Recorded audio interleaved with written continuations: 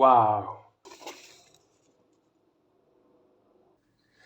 Allora, sì, credici, finalmente ho stampato il mio primo fumetto. Dopo mesi e mesi di lavorazione. Essendo la mia prima volta ho dovuto capire diverse cose lungo il percorso, ma alla fine mi sono anche diplomato con questo fumetto e adesso sono un vero fumettaro. Ed eccolo qua, guarda che bello. 24 pagine disegnate e colorate da me e scritte, ovviamente, tutto scritto da me, la storia, tutto creato da una sola persona, cioè io. Non c'è niente da fare, la sensazione di tenere in mano il prodotto finito, stampato, è decisamente impagabile, soprattutto dopo mesi di vederlo esclusivamente a schermo, potendo solo immaginare come sarebbe venuto il prodotto finito e quindi anche con le paure come chissà se i colori verranno bene, chissà se sbaglieranno a tagliare, chissà qualsiasi cosa che mi avrebbe creato diversi problemi. Però adesso lo so, è venuto veramente bene ed è davvero una bella soddisfazione. Ma per caso ti stai chiedendo di che parla? Te lo dico subito. I nostri protagonisti sono un umano e un cane umanoide, dei mercenari spaziali che trafficano la merce più rara nell'universo, i funghi magici. Dei particolari funghi che danno poteri sovrannaturali e sovrumani a chi li mangia. Tutti li vogliono. Il problema è che Spock, il cane, ne è dipendente e non può farne a meno se non vuole morire.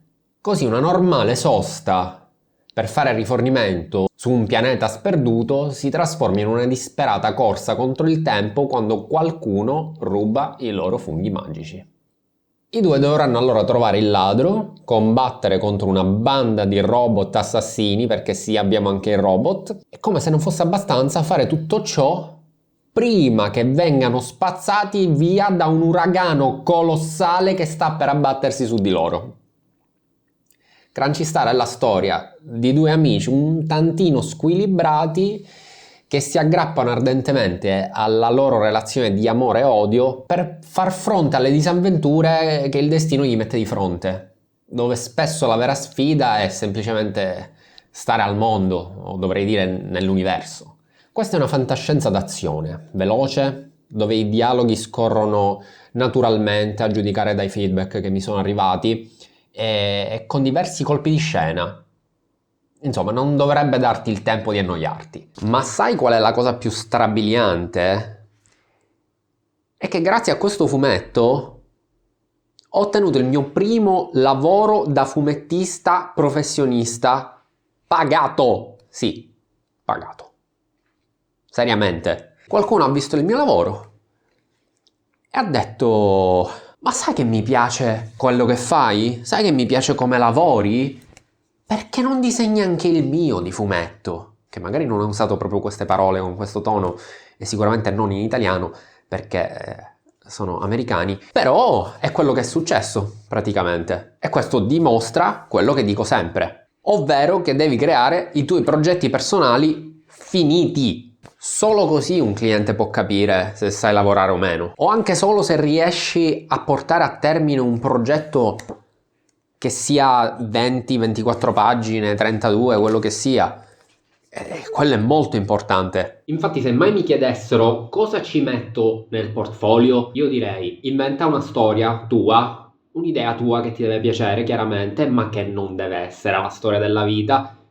L'importante è che la finisci e che la completi, fatta e finita. Dall'inizio alla fine, una storia che funziona, la scrivi e la disegni. Tutto qua, progetti finiti. Comunque, notizia dell'ultima ora: Crunchy Star è adesso in vendita. Sì, lo puoi acquistare e supportarmi. Avevo inizialmente pensato di stamparne altre copie e vendere appunto le copie fisiche, che in realtà è la cosa migliore che ci possa essere, ma c'è tutto il problema delle spedizioni, dell'aprire uno shop, che è abbastanza complicato e sto ancora cercando di capire come risolvere questa situazione, oltre al fatto che volevo anche andarlo a vendere alle fiere, eccetera. Ma allora, dove lo puoi trovare adesso? Sicuramente è disponibile in digitale nel link che trovi in descrizione. Avrai il fumetto completo tutte e 24 le pagine, in altissima risoluzione, a colori, più qualche piccolo extra.